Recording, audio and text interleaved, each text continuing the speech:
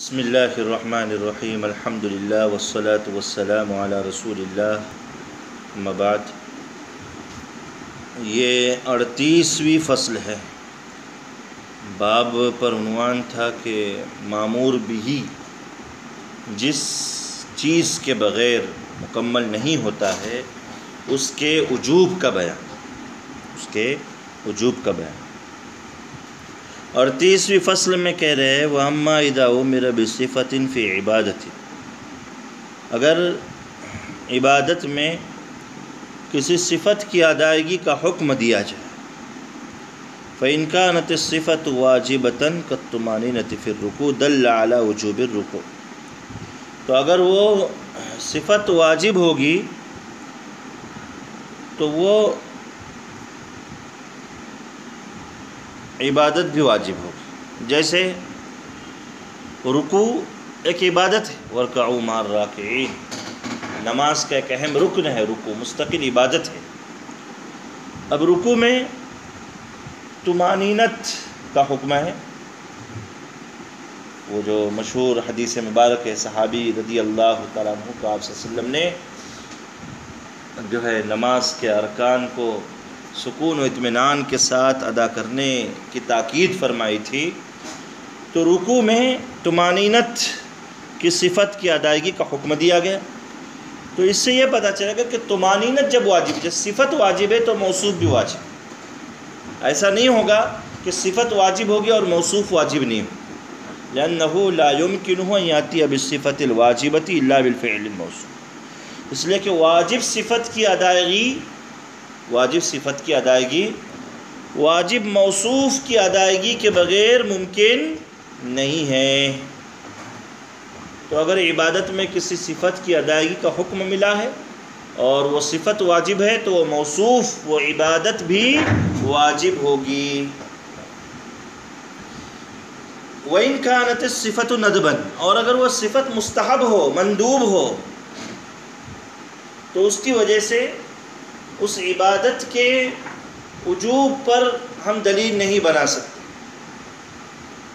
مثلا حج میں تلبیہ ایک مستقل عبادت ہے، لبیک اللہم لبیک لبیک لا شریک لک لبیک ان الحمد والنعمت لک والملک لک لا شریک لک، یہ تلبیہ کہلاتا ہے، یہ ایک مستقل عبادت ہے۔ مرد کے لیے تلبیہ میں آواز کو بلند کرنا، یہ رفع صوت جو ہے، یہ صفت، یہ مستحب ہے، تو اس کی وجہ سے ہم تلبیہ کے وجوب پر دلیل نہیں بنا سکتے، تلبیہ کو ہم مسنونی کہیں گے۔ بعض حضرات کہتے ہیں یدل ذلک علی وجوب التلبیہ، اس کی وجہ سے تلبیہ بھی واجب ہوگا۔ امام شیرازی فرماتے ہیں اپنا ریمارک ہذا خطا، یہ غلط ہے، اس لیے کہ وہ صفت مستحب ہے، واجب نہیں ہے، تو اس کی وجہ سے موصوف کے وجوب پر ہم استدلال نہیں کر سکتے۔ ہاں صفت اگر واجب ہوتی تو ہم موصوف کو واجب مانتے، لأنه قد يندب إلى صفة ما هو واجب وما هو مندوب، اس لیے کہ مندوب صفت واجب موصوف کی بھی ہو سکتی ہے اور مندوب موصوف کی بھی ہو سکتی ہے۔ فلم يكن في الندب دلیل على وجوب الأصل، تو صفت کا مندوب ہونا یہ موصوف کے وجوب کی دلیل نہیں ہے کہ موصوف بھی واجب ہوگا، اس کی کوئی دلیل نہیں ہے۔ تو یہ 38ویں فصل میں یہ بات انہوں نے بتلا دی کہ عبادت میں اگر کسی صفت کی ادائیگی کا حکم ملا تو وہ صفت ہے معمور، عبادت معمور بھی ہے اور وہ معمور بھی اس صفت کی ادائیگی کے بغیر ممکن نہیں ہے، تو اگر وہ صفت واجب ہوگی تو موصوف بھی واجب، صفت مندوب ہوگی تو موصوف واجب بھی ہو سکتا ہے اور موصوف مندوب بھی ہو سکتا ہے۔ موصوف واجب ہونا کوئی ضروری نہیں ہے صفت کے مندوب اور مستحب ہونے کی صورت میں۔ اگلی دیکھیے فصل 39ویں فصل 39، اذا امر بشیء کان ذلک نہیا عن ضدہ من جہۃ المعنی فإن كان ذلك الامر واجبا كان النهي عن ضده على سبيل الوجوب وإن كان ندبا كان النهي عن ضده على سبيل الندب۔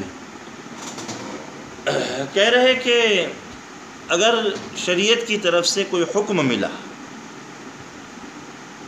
فلاں بات پر عمل کرو، حکم ملا، تو معنی کے اعتبار سے اس کی ضد سے روکنا ہوگا، اس کی ضد سے ممانعت ہوگی، اس کی ضد سے روکنا ہوگا۔ اذا امر بشیء کان ذلک نہیا عن ضدہ من جہۃ المعنی، اگر کسی چیز کا حکم دیا جائے تو معنوی اعتبار سے اس کی ضد سے روکنا ہوگا۔ جیسے کھڑے ہونے کا حکم دیا جائے تو پھر بیٹھنے سے روکنا ہوگا، لیٹنے سے یا سونے سے روکنا ہے۔ فَإِنْ كَانَ ذَلِكَ الْأَمْرُ وَاجِبًا، تو اگر وہ امر واجب ہو تو اس کی ضد سے رکنا بھی علی سبیل الوجوب، وجوبی طور پر ہو، یعنی اس کی ضد کو کرنا حرام ہوگا۔ دوسرے الفاظ میں آپ یہ کہہ سکتے ہیں امر واجب تو اس کی ضد کو کرنا حرام۔ وَإِنْ كَانَ نَدْبًا، اور اگر وہ امر مندوب ہو، مستحب ہو، تو اس کی ضد سے رکنا مستحب ہے، یعنی اس کی ضد کو کرنا دوسرے الفاظ میں آپ کہہ سکتے ہیں مکروہ ہے، اس کی ضد کو کرنا کیا ہوگا؟ مکروہ ہوگا۔ وَمِنْ أَصْحَابِنَا مَنْ قَالَ، ہمارے بعض حضرات کہتے ہیں لَيْسَ بِنَهْيٍ عَنْ ضِدِّهِ وَهُوَ قَوْلُ الْمُعْتَزِلَةِ، کہ اگر کسی چیز کا حکم دیا جائے تو اس کی ضد سے رکنا ضروری نہیں ہے۔ لیکن امام شیرازی کہتے ہیں ہم نے جو موقف بیان کیا ہے کہ اگر کسی چیز کا حکم دیا جائے تو اس کی ضد سے روکنا وہاں معنوی طور پر مقصود ہوتا ہے۔ اگر وہ امر واجب تو اس کی ضد سے رکنا بھی واجب، یعنی ضد کو اختیار کرنا حرام۔ امر مندوب تو اس کی ضد کو اختیار کرنے سے بچنا یہ مندوب ہے، یعنی ضد کو کرنا مکروہ ہوگا۔ کیوں؟ والدلیل على ما قلناه انه لا يتوصل الى فعل المامور به الا بترك الضد، مامور به کی ادائیگی ضد کو چھوڑے بغیر ممکن نہیں ہے۔ کہا گیا کھڑے رہ جاؤ، تو جب تک آپ بیٹھنے کو، لیٹنے کو، سونے کو چھوڑیں گے نہیں اس وقت تک آپ کھڑے نہیں ہو سکتے۔ فهو كالطهارة في الصلاة، یہ تو ایسا ہی ہوگا جیسے نماز میں طہارت کا حکم، کہ اصل تو حکم ملا ہے نماز کا، لیکن نماز بغیر طہارت کے حاصل نہیں ہوگی، صحیح نہیں ہوگی۔ اس وجہ سے گویا کہ شریعت نے نماز کا حکم طہارت کی ادائیگی کے ساتھ ہی دیا ہے، بغیر طہارت کے نماز پڑھنا حرام ہو جائے گا بے عذر۔ جی تو یہ یہاں تک بات ہو گئی۔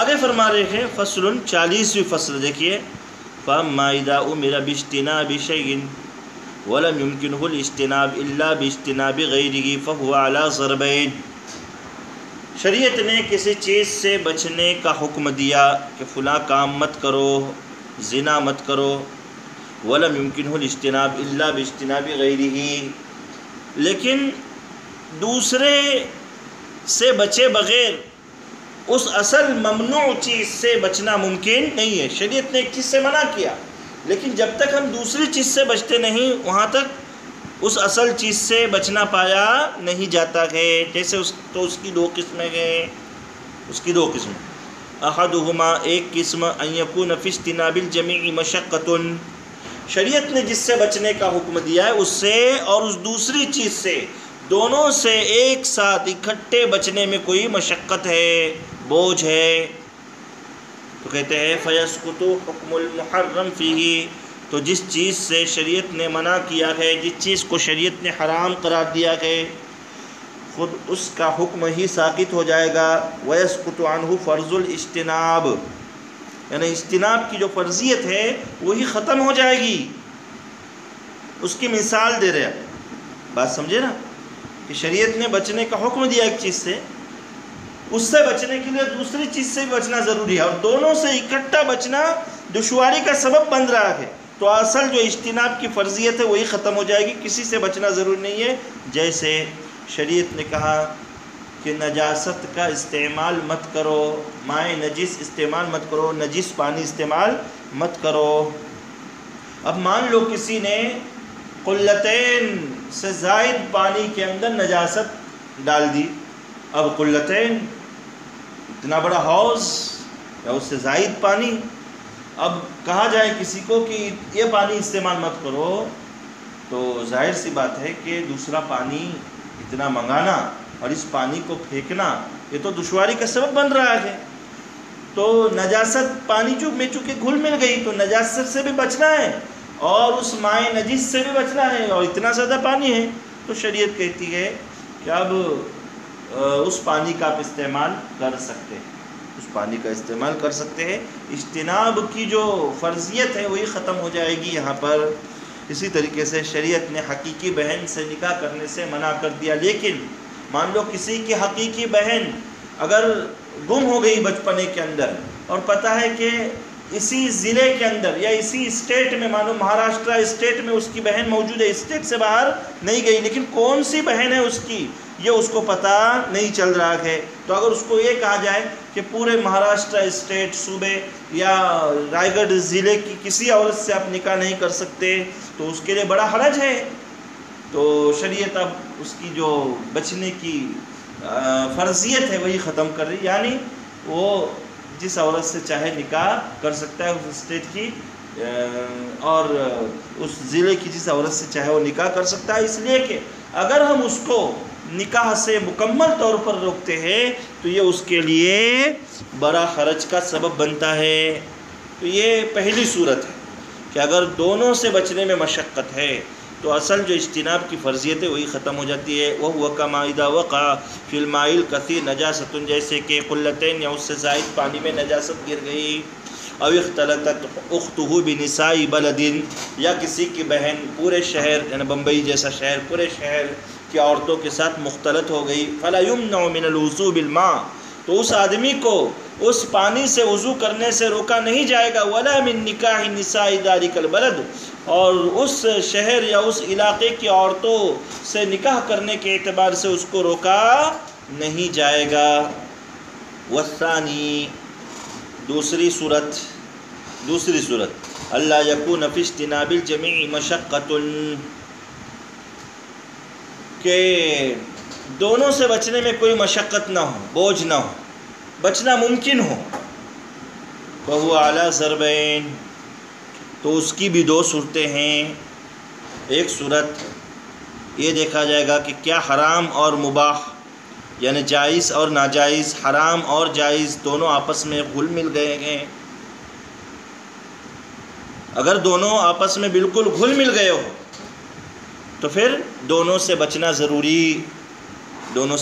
ضروری، جیسے مائع قلیل، جیسے ایک چھوٹے سے تنبالو میں ایک چھوٹی سی بالٹی کے اندر پانی 2-3 لیٹر رکھا ہوا ہے اور اس میں نجاست گر جائے، تو ظاہر سی بات ہے کہ یہاں پر اگر اس کو پانی کے استعمال سے روکا جائے تو دوسرا پانی ملنا آسان ہے۔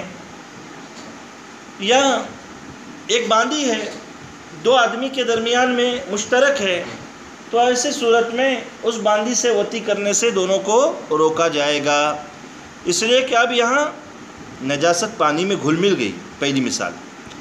اسی طریقے سے وہ باندی دونوں کے درمیان میں مشترک ہے، تو اور بچنے میں کوئی حرج بھی نہیں ہے، اس لیے کہ فیجب اجتناب الجمع، تو اب اس کو کہا جائے گا کہ اب یہ پانی کا استعمال مت کیجیے، دونوں میں سے کوئی بھی پارٹنر اس باندی سے وطی مت کیجیے۔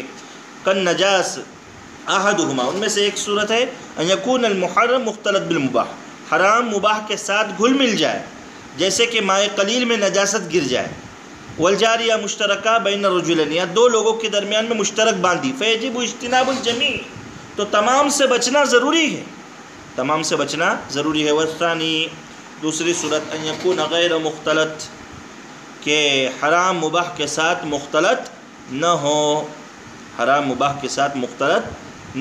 گھل مل نہ گیا ہو، لیکن حرام کون ہے اور مباح کون ہے اس کی شناخت بھی نہیں ہو رہی، اس کی پہچان بھی نہیں ہو رہی۔ انہ لا یعرف المباح بعینہ، کہ مباح کی شناخت بھی نہیں ہو رہی ہے۔ فہذا علی ضربین، تو اس کی بھی 2 صورتیں ہیں۔ ضرب، ایک صورت یجوز فیہ التحری، اس میں غور و فکر کرنا ممکن ہو، وہو کالماء الطاہر اذا اشتبہ بالماء النجس، تو پہلی صورت یہ ہے کہ غور و فکر کرنا ممکن ہو، جیسے ایک مثال انہوں نے دی ہے یہاں پر، حرام مباح کے ساتھ مختلط نہیں ہے، لیکن مباح کون سا اور حرام کون سا ہے پہچاننے میں نہیں آ رہا، لیکن غور و فکر کر کے آپ تھوڑا سا پہچان سکتے ہیں۔ جیسے مان لو 2 گلاس رکھے ہوئے ہیں، ایک میں پاک پانی ہے اور دوسرے گلاس کے اندر ناپاک پانی ہے، یعنی دونوں الگ ہیں، اختلاط نہیں ہے، دونوں گلاس ہی الگ ہیں، لیکن کون سا پاک پانی اور کون سا ناپاک پانی ہے وہ شناخت نہیں ہو رہی ہے۔ تو اب غور و فکر کریں گے، رنگ، بو، مزہ وغیرہ جو بھی ہے اس کو دیکھ کر پہچانا جائے گا۔ فَيَتَحَرَّى فِيهِ، تو جو پاک ہوگا اس کو استعمال کریں گے اور جو ناپاک ہوگا اس کو پھینک دیں گے۔ یہ صورت ہے۔ وَضَرْبٌ، اور دوسری صورت کیا ہے؟ لَا يَجُوزُ فِيهِ التَّحَرِّي، وہاں شریعت تحری کی اجازت ہی نہیں دیتی ہے، غور و فکر کی اجازت نہیں دیتی ہے۔ جیسے دو عورتیں سامنے آ گئی اور ایک آدمی کو کہا گیا کہ ان میں سے ایک تمہاری حقیقی بہن ہے اور دوسری اجنبیہ ہیں۔ اب کون سی حقیقی بہن ہے اور کون سی اجنبیہ ہے یہ اس کو پہچاننے میں نہیں آ رہا ہے۔ دونوں کی شکل و شباہت مان لو ہو بہو ہیں، دونوں ایک جیسے دکھتے ہیں، تو اس کو کہا جائے گا کہ دونوں عورتوں میں سے کسی سے بھی نکاح تم نہیں کر سکتے، لہذا دو عورتوں سے اس کو نکاح سے روکا گیا تو اس کے لیے کوئی حرج نہیں ہے۔ یا ایک گلاس میں یقینی طور پر پیشاب ہے، والماء اذا اشتبہ بالبول، اور دوسرے گلاس میں یقینی طور پر پاک پانی ہے، تو کہا جائے گا کہ بھائی چھوڑ دو، دونوں کو پھینک دو۔ فیجب اجتناب الجمیع، دونوں سے بچنے کا اس کو حکم دیا جائے گا۔ تو ضرب یجوز فیہ التحری وهو کالماء الطاہر اذا اشتبہ بالماء النجس فیتحری فیہ، وضرب لا یجوز فیہ التحری، تحری اور غور و فکر کی وہاں اجازت نہیں ہے۔ جیسے بہن اجنبیہ کے ساتھ مختلط ہو جائے یا پانی پیشاب کے ساتھ مختلط ہو جائے، فیجب اجتناب الجمیع، تو اس کو تمام سے بچنے کا حکم دیا جائے گا۔ واللہ